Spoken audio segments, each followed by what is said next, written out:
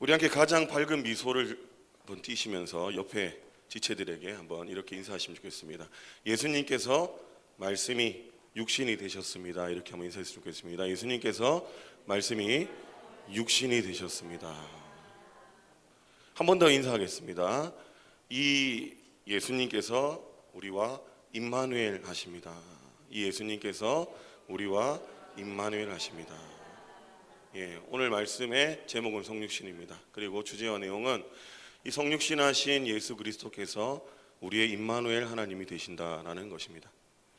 성전, 성령, 성도, 이것을 거룩한 전, 거룩한 영, 거룩한 사람들이라는 의미를 가지고 있습니다. 그래서 성육신은 성자가 거룩하다라는 의미로 생각되어집니다. 그래서 성육신을 거룩한 육체라고 생각을 하는 경우도 있습니다. 예수님의 육체는 우리 인간과는 다른 거룩한 육체라고 생각하는 것입니다. 하지만 여기에 쓰인 성은 거룩할 성이 아니라 이룰 성자입니다. 육신을 이루셨다, 육신이 되셨다라는 뜻입니다. 즉 말씀이 육신이 되어서 우리 가운데 거하신 예수 그리스도, 그 모습을 바로 성육신 하셨다라고 말하는 것입니다. 예수님은 우리와 다른 특별한 육체를 가지신 것이 아니라 우리와 똑같은 육체를 가지신 인간이 되셨습니다. 하지만 죄는 없으신 분입니다. 따라서 오늘은 성육신이라는 단어가 가지고 있는 의미에 대하여 정확히 연구하고 한번 배워보고자 합니다. 먼저 계속해서 우리 사도신경을 우리가 함께 나누고 있는데, 이 사도신경은 교리입니다. 교리는 너무 딱딱하고 어려울 수밖에 없습니다. 제 양심에 손을 얹고, 이 시간 저는 그렇습니다. 다른 분들은 다를 수 있습니다. 양심에 손을 얹고 제가 솔직하게 말씀드리자면 이 사도신경 교리적인 부분을 준비하는데 저도 너무 힘이 듭니다. 왜냐하면 저도 공부를 해야 됩니다. 그냥 제가 성경을 다 알면 얼마 좋겠습니까? 제 양심에 손을 얹고 저도 많이 공부해야 되는 부분이 아는 부분보다 훨씬 더 많이 남아 있습니다. 저도 이렇게 말씀을 준비하면서 어렵고 힘든데 이 자리에 앉아서 함께 말씀을 들으시는 분은 어떻겠습니까? 하지만 그래도 저희는 할 수 있습니다. 하나님의 도우심으로 해야만 합니다. 왜냐하면 믿음은 들음에서 나옵니다. 들음은 무엇을 듣는 것입니까? 하나님 말씀입니다. 제가 여러분에게 있었던 간증을 아무리 은혜롭게 전한다고 해도 그것은 그때뿐입니다. 하지만 하나님의 말씀은 어떻게 되는 것입니까? 영원히 우리 속에 남아서 하나님의 때에 역사하는 것입니다. 굳이 우리가 사도신경을 배우지 않아도 우리의 구원은 이루어집니다. 하지만 우리가 왜 이 사도신경을 더욱더 사모하면서 말씀을 더욱더 사모하면서 깊이 배웁니까? 그것은 구원받았지만 각자의 믿음의 분량이 다릅니다. 믿음이라고 다 똑같은 것이 아닙니다. 물론 구원받는 믿음은 같습니다. 하지만 그 믿음의 분량을 말하는 것입니다. 믿음의 분량은 말씀과 비례합니다. 결국 말씀을 얼마만큼 사모하고 깊이 아냐에 따라서 우리의 믿음이 달라진다는 것입니다. 그래서 이 시간이 저도 준비하는데 어렵습니다. 솔직하게 말씀드렸습니다. 어렵고 하지만 집중해서 듣는다면 우리의 영육에 유익이 될 줄로 믿습니다. 그래서 이 시간 계속해서 우리가 교리를 나누고 있습니다. 정상입니다. 어려운 게 정상입니다. 교리. 스토리식 설교가 아니고 교리이기 때문에 정상입니다. 하지만 이 사도신경은 모든 교회가 보편적으로 인정하는 것입니다. 모든 교회가 다 기초로 받아들이고 기초 신앙의 고백이라고 받아들이는 것입니다. 우리 교회뿐만이 아니라 다른 교회를 가도 그것을 인정하고 같이 고백합니다. 그것을 본편성이라고 하는데 그것은 가장 기초적이라는 것입니다. 이 기초를 우리가 몰라서 해야 되겠습니까? 그렇기 때문에 이 시간은 어렵지만 반드시 필요한 줄로 믿습니다. 계속해서 오늘 성육신에 대해서 말씀드리겠습니다. 그는 성령으로 잉태되어 동정녀 마리에게서 나시고, 사도신경에서 예수님의 행하심을 이야기할 때 육신을 입으신 것을 이야기하고 그 다음에 십자가에 달려 죽으신 것, 부활하신 것, 승천하신 것, 예수님께서 하나님의 오른편에서 통치하시는 것, 그리고 다시 오셔서 이 세상을 심판하실 것을 순서대로 말씀하고 있습니다. 그래서 오늘은 그는 성령으로 잉태되어 동정녀 마리에게서 나시고, 예수님께서 행하신 첫 번째 사건이 되겠습니다. 이때까지 저와 여러분은 예수님, 예수 그리스도, 우리 주 독생자, 이 예수님의 이름에 대해서 우리가 자세하게 구분해서 살펴보았는데, 이제 예수님께서 행하신 일, 그 첫 번째가 바로 성육신 하신 것입니다. 그래서 오늘은 순서에 따라서 첫 번째인 성육신에 대해서 집중적으로 살펴볼 것입니다. 그렇다면 성육신은 어떤 의미입니까? 성육신은 아까 말씀드렸다시피 거룩할 성이 아닙니다. 이룰 성입니다. 육신을 입으셨다. 육신이 되셨다. 비록 하나님의 본체입니다. 그는 하나님의 본체. 빌립보서 2장 말씀입니다. 예수님을 말할 때 그는 하나님의 근본 본체다. 이 말은 하나님이시라는 것입니다. 예수님께서는 바로 하나님이시다. 하나님의 아들이라고 우리가 고백을 하지만 우리가 독생자 부분에서 함께 나누었습니다. 그때 어떻게 나누었습니까? 이 독생자 부분에서 하나님의 아들의 부분을 태초 전부터 성부 하나님과 성자 하나님은 두 분 다 존재하셨다. 근데 그것을 우리는 한 분 하나님이라 합니다. 삼일체 한 분 하나님은 신비입니다. 존재하셨는데 성부 하나님, 성자 하나님으로 존재하셨습니다. 그분은 우리처럼 창조된 분이 아니고 계신 분입니다. 스스로 계신 분. 근본 하나님의 본체라는 말은 바로 성부 하나님, 성자 하나님이 하나님이시라는 것입니다. 오늘 우리가 함께 나눌 이 성육신 하신 성자 하나님 예수님께서는 원래부터 하나님이셨다는 것입니다. 우리가 하나님의 아들이다라고 고백을 할 때 무언가 성자 하나님보다 부족하다, 하위 계층에서 우리가 이해할 수 있습니다. 하위적인 개념에서. 하지만 성경 그렇게 말하지 않습니다. 그 자체라고 말씀합니다. 이 예수님께서는 원래 하나님이셨고 하나님으로서 누리실 모든 권리가 있으셨다는 것입니다. 그 권리가 똑같았다는 것입니다. 그런데 이 땅에 우리와 같은 육신을 입고 내려오셨다는 것입니다. 내려오셔서 성부 하나님께 순종하셨다. 어디까지 순종하셨는가?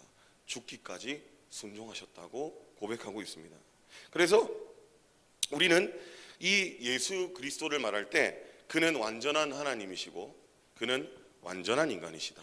하지만 죄는 없으신 분이다 라고 말해야 되는 것입니다. 우리가 더 이상 하나님의 진노 아래 살지 않기 위해서는 의와 생명이 필요합니다. 그러면 이 의와 생명은 어디서부터 주어지는 것입니까?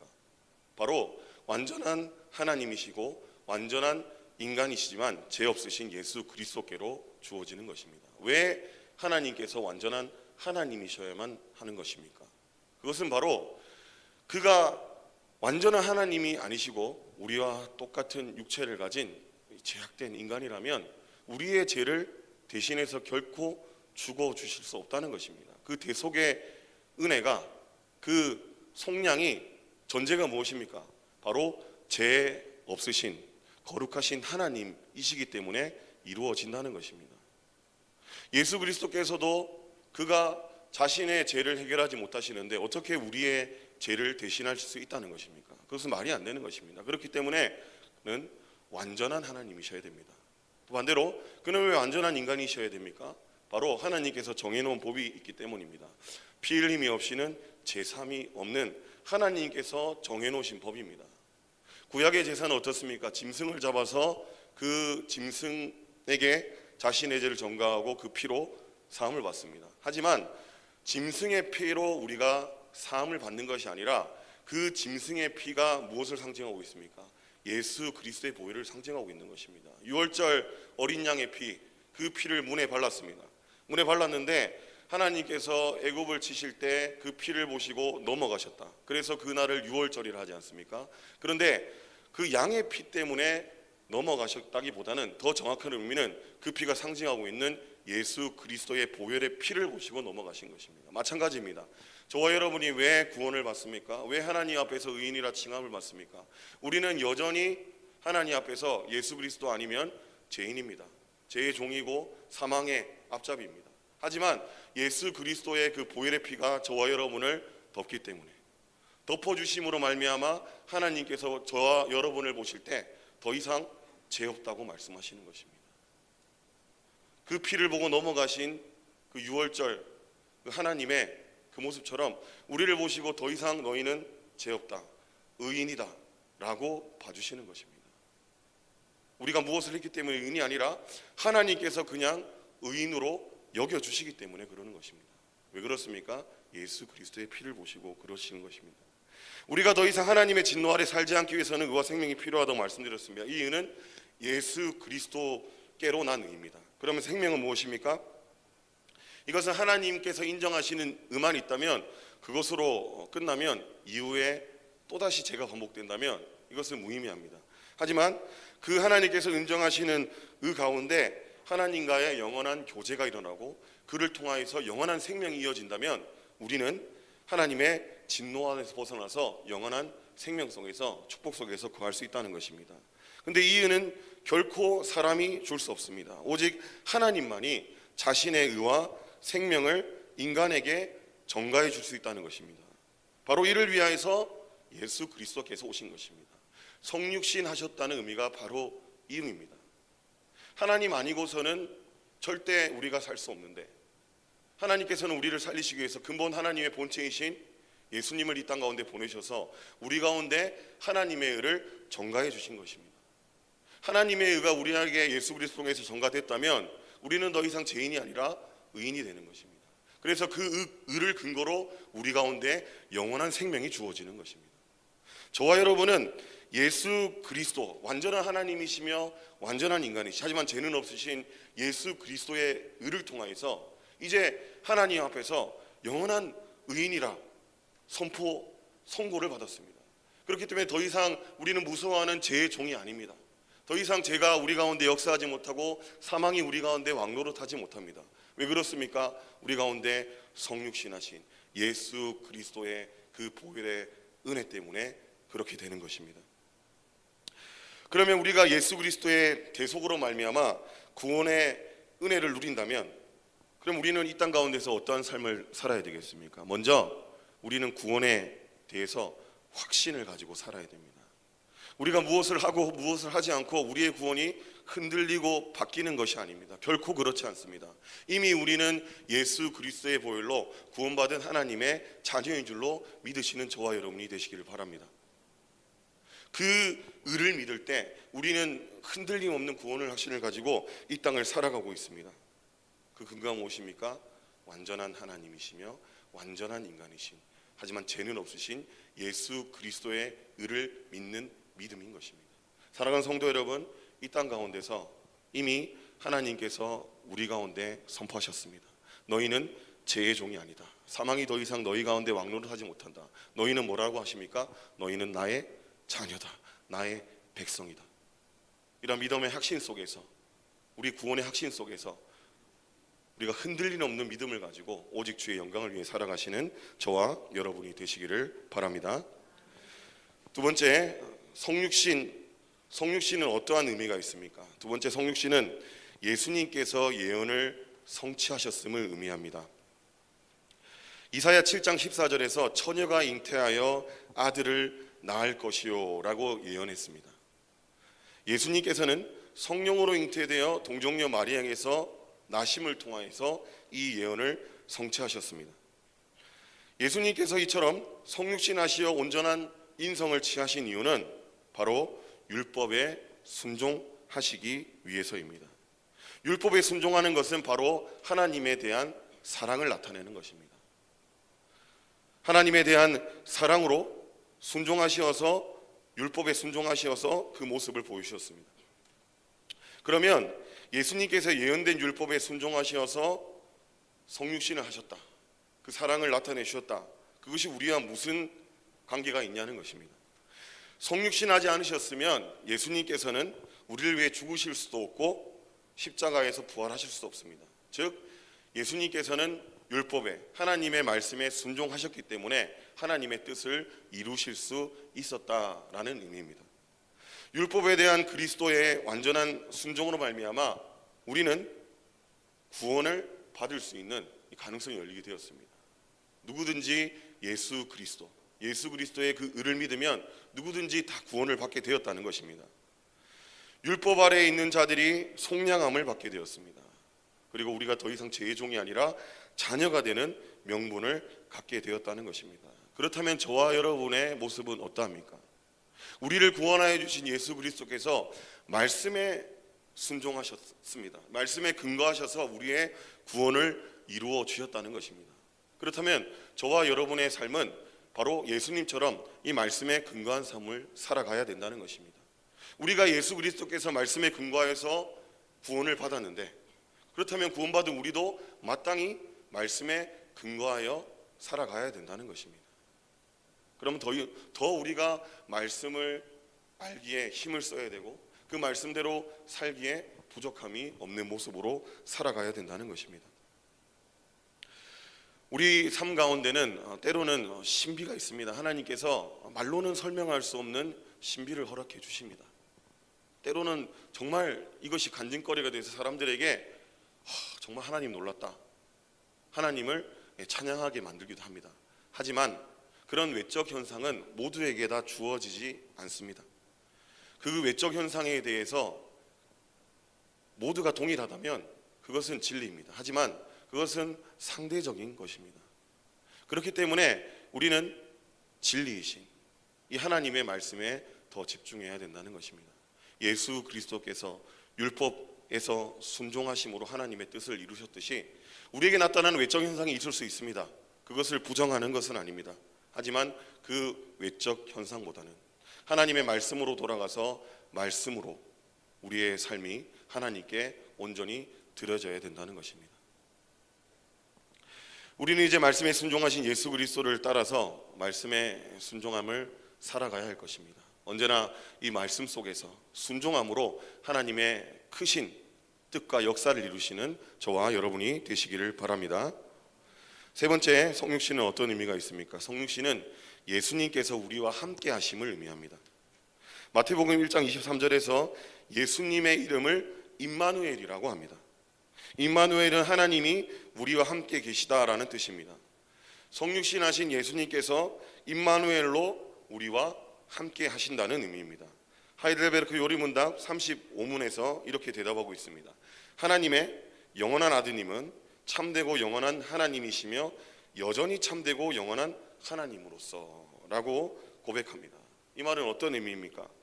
성육신 하신 예수 그리스도께서 이전에도 영원한 하나님이셨다, 영원한 하나님으로서 계셨는데 성육신한 그 이후에도 여전히 예전처럼 영원한 하나님으로 우리와 함께 하신다라는 의미입니다.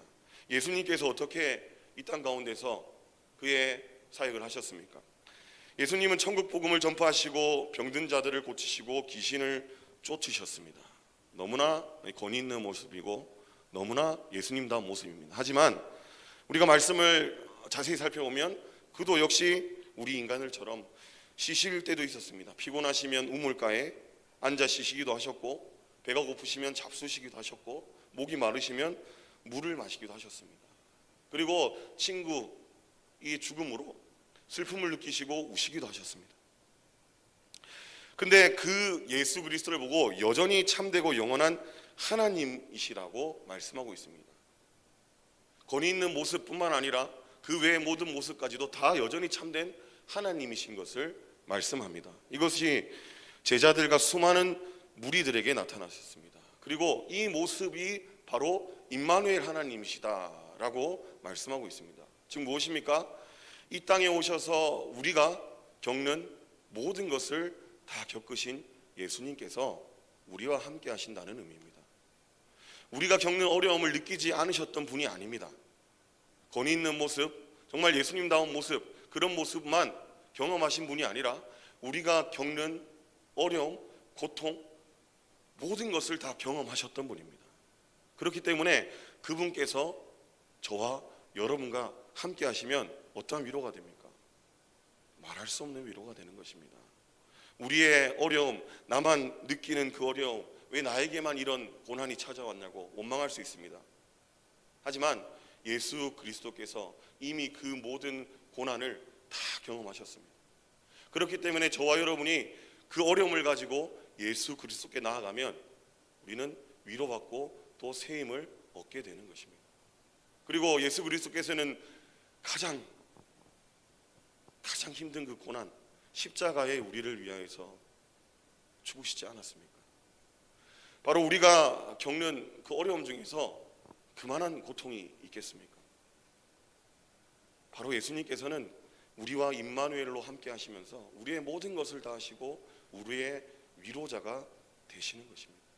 바로 임마누엘로 함께 하시는 예수 그리스도, 우리에게 주는 바로 위로와 유익이 이것이라는 것입니다. 그리고 예수님께서는 이 땅에 오셔서 그 임마누엘 하나님으로 끝나시지 않았습니다.